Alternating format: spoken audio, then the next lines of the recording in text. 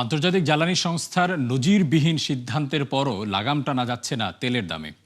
নিজেদের মজুদ থেকে 40 কোটি ব্যারেল ছাড়ার ঘোষণার পরও দাম ছাড়িয়েছে $100 ঘর।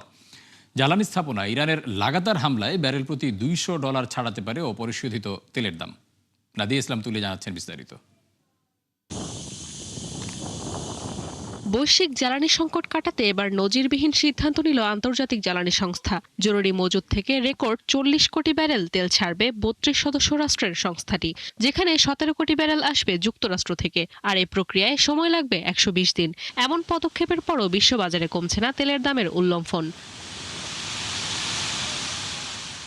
এর আগে 2022 সালে রাশিয়া যখন ইউক্রেনে হামলা শুরু করে, তখন আইইএ সদস্যরা যে পরিমাণ তেল ছাড়ার সিদ্ধান্ত নেয়, এবার তার দ্বিগুণেরও বেশি তেল বাজারে ছাড়ছে।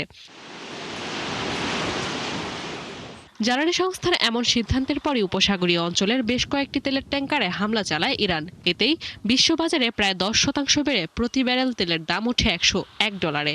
সেই সঙ্গে তেহরান সতর্ক করে, আগ্রাসন বন্ধ না হলে চলমান থাকবে জ্বালানি স্থাপনায় হামলা, যাতে তেলের দাম ছাড়াবে $200 ঘর।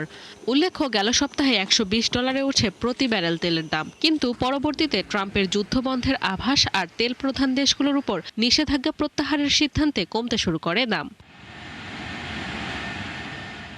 মূলত হরমুজ প্রণালী দিয়ে যে তেল পরিবহন করা হয়, তার মূল ভোক্তা এশিয়ার দেশগুলো। ফলে বেশ চাপে এশিয়ার অর্থনীতি।